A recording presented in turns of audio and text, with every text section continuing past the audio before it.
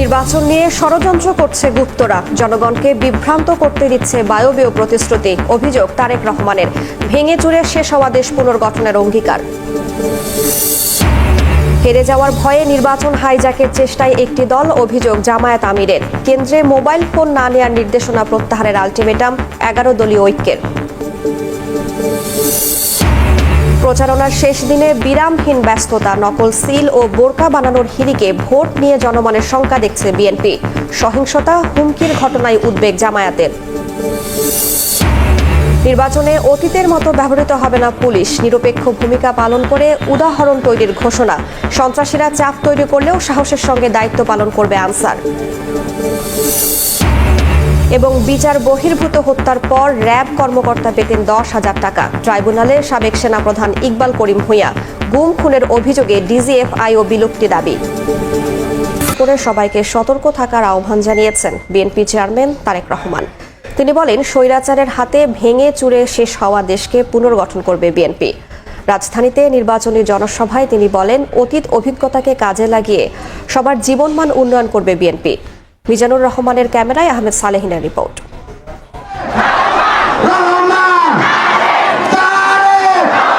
নির্বাচনের বাকি মাত্র 3 দিন। শেষ সময়ে প্রচারণা যেমন জমে উঠেছে, তেমনি ভোটারদের মধ্যেও বাড়ছে উচ্ছ্বাস। বিএনপি চেয়ারম্যান তারেক রহমানও থেমে নেই গণসংযোগের ব্যস্ততায়। প্রচারণার শেষ দিন রাজধানীর বিভিন্ন এলাকায় নির্বাচনী জনসভায় যোগ দেন তারেক রহমান। নিজ আসন ঢাকা 17 এলাকার বনানীতে জনসভায় সিক্ত হন উপস্থিত নেতাকর্মী ও সাধারণ মানুষের ভালোবাসায়। এই এলাকার সন্তান হিসেবে ধানের শীষে ভোট চান তারেক রহমান। তুলে ধরেন নারী, যুবক, তরুণ ও কৃষকদের জন্য নিজেদের পরিকল্পনা। বলেন, সবাই ঐক্যবদ্ধ থাকলে সব সমস্যা সমাধান সম্ভব। আমরা যদি সকল মিলে ঐক্যবদ্ধ থাকি, আমরা যদি সকল মিলে আজকে চেষ্টা করি, ইনশাআল্লাহ অবশ্যই আমরা বিএনপির দেশ পরিচালনার অভিজ্ঞতা আছে জানিয়ে দলটির চেয়ারম্যান বলেন, জনসমর্থন নিয়ে ক্ষমতায় গেলে সবাইকে নিয়ে দেশ পুনর্গঠন করবে তার সরকার। এই মুহূর্তে যত রাজনৈতিক দল আছে, সেই রাজনৈতিক দলগুলোতে বিএনপির একমাত্র রেকর্ড আছে, বিএনপির একমাত্র অভিজ্ঞতা আছে কিভাবে দেশকে সঠিকভাবে পরিচালিত করতে হয়। যে দেশকে স্বৈরাচার ভেঙে চুরে শেষ করে দিয়ে গেছে, ইনশাআল্লাহ আমরা সেই দেশকে জনগণকে সাথে নিয়ে আবার গড়ে তুলব ইনশাআল্লাহ। দেশ কিন্তু আমাদের, কেউ বাইরে থেকে এসে আমাদেরকে এই দেশ গঠন করে দিয়ে যাবে না। দেশ কিন্তু আমাদের, এই দেশ আমাদেরকেই করতে হবে। নির্বাচনী প্রচারণার শেষ দিন ব্যস্ত সময় কাটালেন বিএনপি চেয়ারম্যান তারেক রহমান। নগরের বিভিন্ন স্থানে জনসভায় যোগ দিয়ে তিনি বলেন, জনসমর্থন নিয়ে ক্ষমতায় গেলে দেশের মানুষের জন্য কাজ করতে চান। নিরাপদ বাংলাদেশ গড়তে আবারও ধানের শীষের পক্ষে ভোট চাইলেন বিএনপি চেয়ারম্যান তারেক রহমান।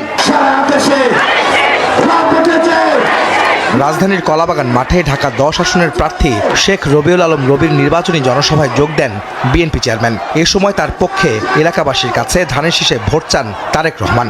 রবির সাথে আজকে আমিও আপনাদেরকে বলে যাচ্ছি যে ইনশাআল্লাহ এই ঢাকা 10 থেকে ধানের শীষ নির্বাচিত হলে এবং বিএনপি সরকার গঠন করলে রবি যে সকল ওয়াদা এলাকার মানুষের সামনে করেছে সেগুলি বাস্তবায়নের জন্য আমিও রবির সাথে কাজ করব। কারণ বক্তব্যের শুরুতেই বলেছে, আপনাদের সাথে ঢাকা 10-এর সাথে কিন্তু আমার আত্মীয়তার সম্পর্ক আছে। এ সময় তিনি বলেন, জনগণের ভোটাধিকার কেড়ে নেওয়ার ষড়যন্ত্র করছে গুপ্তরা। যারা নকল ব্যালট সিল বানাতে গিয়ে ধরা পড়ছে তাদের বিষয়ে সতর্ক থাকার আহ্বান জানান বিএনপি চেয়ারম্যান। নির্বাচন নিয়ে কিন্তু একটি মহল ষড়যন্ত্র শুরু করেছে। তাদের লোকজন বিভিন্ন মানুষকে গিয়ে বিভ্রান্ত করার চেষ্টা করছে, বিশেষ করে মা বোনদেরকে গিয়ে বিভিন্ন প্রতিশ্রুতি দিচ্ছে, যেই প্রতিশ্রুতিগুলা বায়বীয় প্রতিশ্রুতি। সজাগ থাকতে হবে এইসব নকল সিল বানানো যারা বানায় তাদের বিরুদ্ধে, এই সকল ষড়যন্ত্র, গুপ্ত ষড়যন্ত্রকারীদের বিরুদ্ধে আপনাদেরকে আজকে সজাগ থাকতে হবে।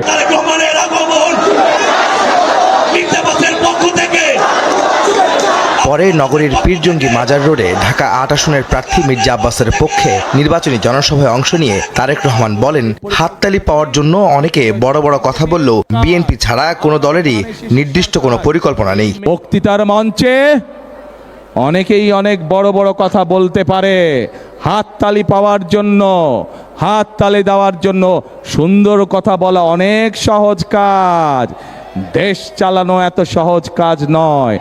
দেশ চালাতে হলে দেশের মানুষের জন্য পরিকল্পনা দরকার। কোথায় তাদের পরিকল্পনা? শুধু বড় বড় কথা আছে। দেশ চালানোর জন্য দরকার কর্মসূচি। কোথায় তাদের কর্মসূচি? বাসাবোতে ঢাকার 9 আসনের জনসভায় বিএনপি চেয়ারম্যান বলেন, এবারের নির্বাচন কেবল ভোটের নয়, দেশ গঠন ও মানুষের ভাগ্য পরিবর্তনের।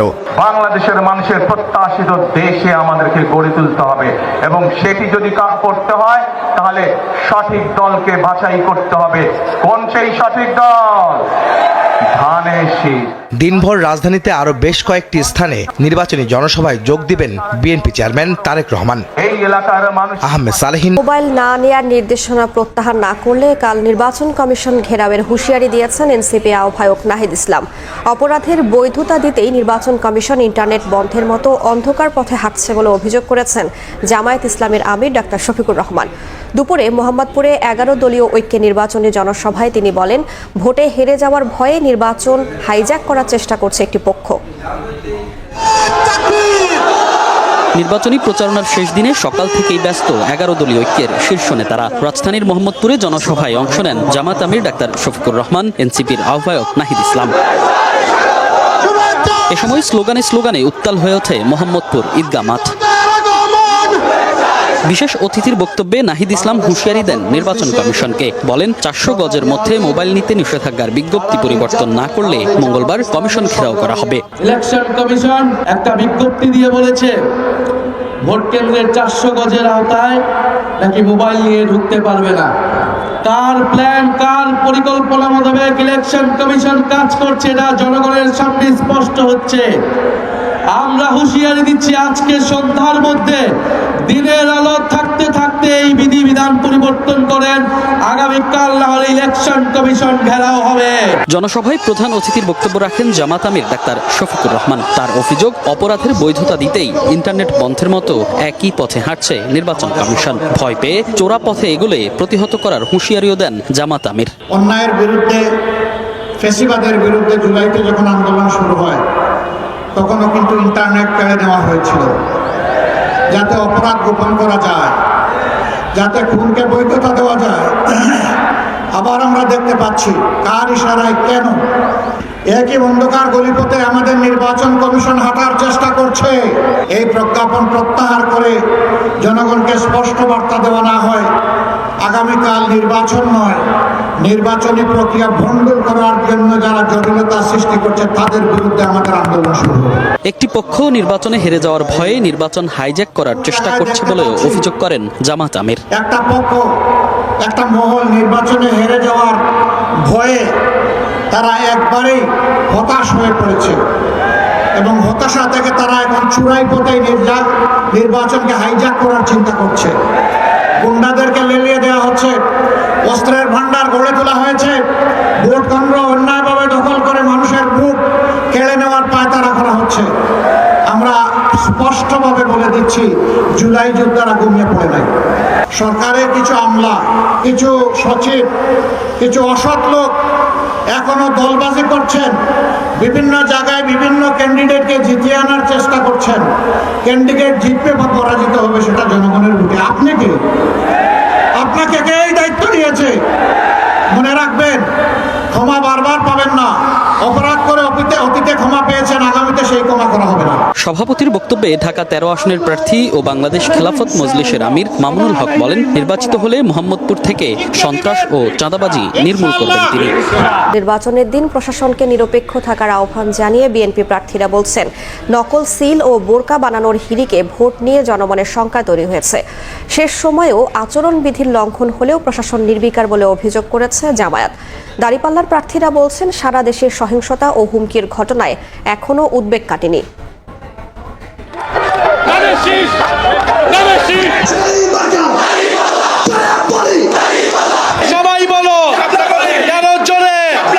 শেষ দিনের প্রচার যুদ্ধে বিরামহীন ব্যস্ততা, ভোটারের মন জয়ে মরিয়া প্রার্থীরা, যেন দম ফেলার ফুসরত নেই। প্রতিটি আসনেই বিরাজ করছে উৎসবমুখর পরিবেশ। নিজ নির্বাচনী আসন ঠাকুরগাঁও 1-এ প্রচারণায় একটি দল ধর্মের নামে মানুষকে বিভ্রান্ত করছে বলে মন্তব্য করেন বিএনপি মহাসচিব মির্জা ফখরুল ইসলাম আলমগীর। 71 ও 24-কে ধারণ করে তারেক রহমানকে প্রধানমন্ত্রী বানাতে ধানের শীষে ভোট চান তিনি। আইন নিজস্ব গতিতে চলবে, ন্যায় বিচার প্রতিষ্ঠা করা হবে, সংবাদপত্রের স্বাধীনতা নিশ্চিত করা হবে, কলকারখানা তৈরি করা হবে যাতে করে সবাই কাজের সুযোগ পায়। খুলনা 5 আসনে দাঁড়িপাল্লার প্রার্থী জামায়াতের সেক্রেটারি জেনারেল মিয়া গোলাম পরোয়ার বলেন, সারা দেশে চলমান সহিংসতা ও হুমকির ঘটনায় এখনো উদ্বেগ কাটেনি। দুর্নীতি, চুরি আর কিছু সন্ত্রাসী চাঁদাবাজকে তারা লালন করেছেন, এর আর উন্নতি হয় না। চট্টগ্রামকে বন্দর কেন্দ্রিক উন্নয়নের মাধ্যমে আধুনিক নগরী হিসেবে গড়ে তোলার প্রতিশ্রুতি দিয়ে ইশতেহার ঘোষণা করেন চট্টগ্রাম 11 আসনে ধানের শীষের প্রার্থী আমির খসরু মাহমুদ চৌধুরী। আরও বলেন, নকল সিল ও বোরকা বানানোর হিড়িকে ভোট নিয়ে জনমনে শঙ্কা তৈরি হয়েছে। পেছনের দরজা দিয়ে ক্ষমতায় আসার চেষ্টা করছে, তাদের জন্য বাংলাদেশের গণতন্ত্রকামী মানুষ, মুক্তিকামী মানুষ তাদেরকে কোনোদিন গ্রহণ করবে না। 400 গজের ভেতরে ভোট জালিয়াতি সহ সব কর্মকাণ্ড পরিচালিত হয় মন্তব্য করে রংপুর 4 আসনে শাপলাকলির প্রার্থী আখতার হোসেন বলেন, বুথের মধ্যে সিসিটিভি ক্যামেরা স্থাপন করতে হবে। 400 গজের মধ্যে মোবাইল নিয়ে যাওয়া যাবে না, এই নির্দেশনাটা বাতিল করতে হবে। সাংবাদিকেরা ভোট কেন্দ্রে যেতে পারবে না বলে যেটা কথা বলা হয়েছে সেটাতেও পরিবর্তন নিয়ে আসতে হবে। বিএনপি ক্ষমতায় গেলে কাউকে সন্ত্রাসী, চাঁদাবাজি করতে দেয়া হবে না বলে মন্তব্য করেছেন দিনাজপুর 6 আসনে ধানের শীষের প্রার্থী ডক্টর AZM জাহিদ হোসেন। রাস্তাঘাটের উন্নয়ন বলেন, মসজিদ বলেন। ইশতেহার প্রকাশ করে চট্টগ্রাম 10 আসনে জামায়াত প্রার্থী শামসুজ্জামান হেলালি হুঁশিয়ারি দিয়ে বলেন, নির্বাচনের দিন যেখানেই বাধা দেয়া হবে সেখানেই প্রতিরোধ গড়ে তোলা হবে। জয় দাঁড়িপাল্লার হবে ইনশাআল্লাহ। নোয়াখালী 1 আসনে প্রচারণায় বিএনপি প্রার্থী ব্যারিস্টার মাহবুব উদ্দিন খোকন বলেন, ক্ষমতায় গেলে মানবিক আর কল্যাণমুখী রাষ্ট্র গঠন করবে তার দল। কুমিল্লা 4 আসনে নির্বাচনী জনসভায় শাপলাকলি ও গণভোটে হ্যাঁ এর পক্ষে ভোট চান 11 দলীয় জোটের প্রার্থী হাসনাত আব্দুল্লাহ। বিএনপি ভাইদেরকে বলবো, আপনার এবং আমার পথ অভিন্ন, আমরা দুইজনেই ইনসাফ কায়েম করতে চাই। নির্বাচন ঘিরে বিভিন্ন জেলার প্রবেশপথে অতিরিক্ত পুলিশ সদস্য মোতায়েন করা হয়েছে। খাদিজা স্বপ্না, মিম, কিশোরগঞ্জে কামরুজ্জামান মামুন, মুন্সিগঞ্জে নাসির উদ্দিন উজ্জ্বল এবং পঞ্চগড়ে আছেন সোহাগ হায়দার। সরাসরি প্রথমে যাচ্ছে মিমের কাছে। এই মুহূর্তে আমি কিন্তু আছি রাজধানীর মিরপুর 12 নম্বরে। দর্শক মণ্ডলী, আপনারা কিন্তু দেখতেই পাচ্ছেন চলছে কিন্তু ধানের শীষ মনোনীত প্রার্থী আমিনুল হক তার নির্বাচনী প্রচারণা, এবং আমরা কিন্তু দেখতে পাচ্ছি যে ভক্ত সমর্থকরা কিন্তু ব্যাপক উৎসাহ উদ্দীপনার মধ্য দিয়ে কিন্তু নির্বাচনী প্রচারণায় অংশ নিয়েছেন। এবং আমরা যেমনটি জানি যে নির্বাচনী প্রচারণার কিন্তু আর 24 ঘন্টাও বাকি নেই, সেই কারণে কিন্তু শেষ মুহূর্তের মতো ধানের শীষ মনোনীত প্রার্থী ঢাকা 16 আসনের তিনি কিন্তু শেষ মুহূর্তের এই নির্বাচনী প্রচারণা চালাচ্ছেন। এবং ভক্ত সমর্থকরা যেটি বলছেন, তারা যেটি প্রত্যাশা করছেন যে শেষ মুহূর্তের এই প্রচারণায় এসে তারা যেটি প্রত্যাশা করছেন যে ধানের শীষ মনোনীত প্রার্থী তিনি এই আসনটি পাবেন, তারা তাদের কাঙ্ক্ষিত প্রার্থীকে সংসদে পাঠাতে পারবেন বলেই কিন্তু তারা আসলে প্রত্যাশা করছেন। তো আমরা যেমনটি দেখছি এখানে এসে যে এই গণমিছিলটি কিন্তু শুরু হয়েছে দুপুর 3টার পর থেকে, এবং এটি কিন্তু মিরপুর 12 বিভিন্ন আসন প্রদক্ষিণ করে কিন্তু বিভিন্ন ওয়ার্ড কিন্তু প্রদক্ষিণ করছে। এবং আমরা যেটি দেখছি বিভিন্ন ট্রাক, বিভিন্ন বাদ্যবাজনার তালে কিন্তু এই গণসংযোগটি চলছে। তো আমরা যেমনটি দেখছি যে শেষ মুহূর্তে এই গণসংযোগটি কিন্তু আরো বেশ কিছুক্ষণ চলবে, এবং ভক্ত সমর্থকরা প্রত্যাশা করছেন যে ধানের শীষ মনোনীত প্রার্থী আমিনুল হক তিনি সংসদে নির্বাচিত হবেন। তো এই মুহূর্তে আমরা যাব আমাদের আরো একজন সহকর্মী নাসির উদ্দিন উজ্জ্বলের কাছে।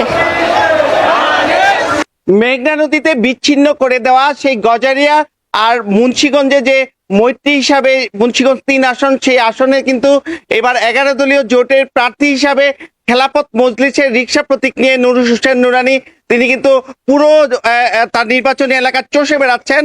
এবং আপনারা দেখছেন যে মুন্সিগঞ্জে যে কেন্দ্রীয় জামে মসজিদ, তার সামনেই কিন্তু তিনি প্রচারণা চালাচ্ছেন এবং তিনি বলছেন যে তিনি নির্বাচিত হলে শিক্ষা ব্যবস্থা আমূল পরিবর্তন করবেন এবং প্রাইমারি শিক্ষায় তিনি মাদ্রাসার যে গুরুত্বপূর্ণ পাঠগুলো আছে সেগুলো সমন্বয় করে বলছেন যে নৈতিক শিক্ষাকে জাগরুক করবার জন্যে এই প্রাইমারি স্কুল থেকে তিনি শিক্ষা শিক্ষার যে মান সেটাকে আরো বেশি বাস্তবমুখী করবার জন্য তিনি কিন্তু মাদ্রাসা শিক্ষা এবং বাংলা ইংরেজি শিক্ষাকে একত্রিত করে এই যে নতুন শিক্ষা ব্যবস্থা সেটি চালু করতে চান। একই সঙ্গে তিনি 8 দফা দাখিল করেছেন। তিনি বলেছেন নির্বাচন যেন সুষ্ঠু হতে পারে এবং যেসব অস্ত্র লুট হয়েছে, যেই অস্ত্রগুলো এখনো উদ্ধার করা যায়নি সেগুলো উদ্ধার করার পাশাপাশি কিন্তু তিনি বলছেন যে এই যেসব অস্ত্র ইতিমধ্যে প্রদর্শিত হয়েছে সেগুলোকে তিনি উদ্ধার করার পাশাপাশি যে এই এলাকায় যে সমস্যাগুলো আছে, অসঙ্গতি রয়েছে, সেই অসঙ্গতিগুলোকে দূর করা, যেই এলাকায় রাস্তাঘাটের সমস্যা, এখানকার যে হরগঙ্গা কলেজের উন্নয়ন, মুন্সিগঞ্জ প্রেস ক্লাবের উন্নয়ন এবং আইনজীবী সমিতির উন্নয়ন সহ সার্বিক উন্নয়নের ব্যাপারে কিন্তু তিনি যাবতীয় ব্যবস্থা গ্রহণের কথা বলছেন। এবং আজকে তার যে শোডাউন ছিল সবচেয়ে বড় জনসভা, সেখানেও কিন্তু নানা বিষয় তিনি তুলে ধরেছেন। তো এই ছিল মুন্সিগঞ্জের 11 দলীয় জোট প্রার্থীর প্রচারণার সবশেষ। আমরা চলে যাব পঞ্চগড়ে। এই পঞ্চগড়ে সব খবর জানাবেন আমাদের আরেকজন সহকর্মী। ত্রয়োদশ জাতীয় সংসদ নির্বাচনের প্রচারণার শেষ সময়ে আমরা জানিয়ে রাখি যে উত্তরের জেলা পঞ্চগড়ে যে সকল প্রার্থী রয়েছে সে সকল প্রার্থী তাদের যে নির্বাচনী যে প্রচারণার শেষ কার্যক্রম সেটা কিন্তু করছে। আমি বলে রাখি যে আমি এই মুহূর্তে আছি পঞ্চগড়ের জালাশী এলাকায়। ঠিক এখানে কিন্তু 11 দলীয় জোটের যিনি প্রার্থী রয়েছেন, শাপলাখলির প্রার্থী সেই সার্জিস আলমের কিন্তু নির্বাচনী জনসভা অনুষ্ঠিত হচ্ছে। এখন কিছুক্ষণ আগে এই জনসভায় কিন্তু সার্জিস আলম অংশগ্রহণ করেছেন। এখন পঞ্চগড় জেলা জামাতের যিনি আমির রয়েছেন তিনি কিন্তু কথা বলছেন, তারপরেই আমরা সার্জিস আলমের কথা বলবেন। তবে আমরা দেখেছি এখানে কিন্তু এই জনসভা শুরুর আগ থেকে যে সমর্থক বা এই যে নেতাকর্মী যারা রয়েছে সকলে কিন্তু এই জনসভায় দলে দলে স্লোগানে কিন্তু এই জনসভা স্থলে চলে এসেছেন এবং তারা কিন্তু তাদের যে জনসভা শেষ কার্যক্রমে তারা অংশগ্রহণ করেছে। আমি বলে রাখি যে প্রার্থীরা বিভিন্ন রকম যে প্রতিশ্রুতি রয়েছে সেগুলা কিন্তু প্রদান করছে, একই সাথে দেশ সংস্কারের পাশে শাপলাখলির পক্ষে আহ্বান জানাচ্ছেন। তো এই ছিল আমার কাছে নির্বাচনী প্রচারণার শেষ খবর। সরাসরি যুক্ত ছিলাম পঞ্চগড়ে, তার আগে যুক্ত ছিলাম মুন্সিগঞ্জ এবং রাজধানীর মিরপুরে। রাজধানীর যাত্রাবাড়িতে নির্বাচনী জনসভায় বক্তব্য রাখছে, জানিয়ে দিচ্ছে আরেকবার নির্বাচন নিয়ে ষড়যন্ত্র করছে গুপ্তরা, জনগণকে বিভ্রান্ত করতে দিচ্ছে বায়বীয় প্রতিশ্রুতি। অভিযোগ তারেক রহমানের। ভেঙে চুরে শেষ হওয়া দেশ পুনর্গঠনের অঙ্গীকার। হেরে যাওয়ার ভয়ে নির্বাচন হাইজ্যাকের চেষ্টায় একটি দল, অভিযোগ জামায়াত আমিরের। কেন্দ্রে মোবাইল ফোন না নেওয়ার নির্দেশনা প্রত্যাহার ইসির। এবং প্রচারণার শেষ দিনে বিরামহীন ব্যস্ততা, নকল সিল ও বোরকা বানানোর হিড়িকে ভোট নিয়ে জনমনের শঙ্কা দেখছে। সময়ের সঙ্গে থাকবেন সহকর্মী ইমদাদুল হক।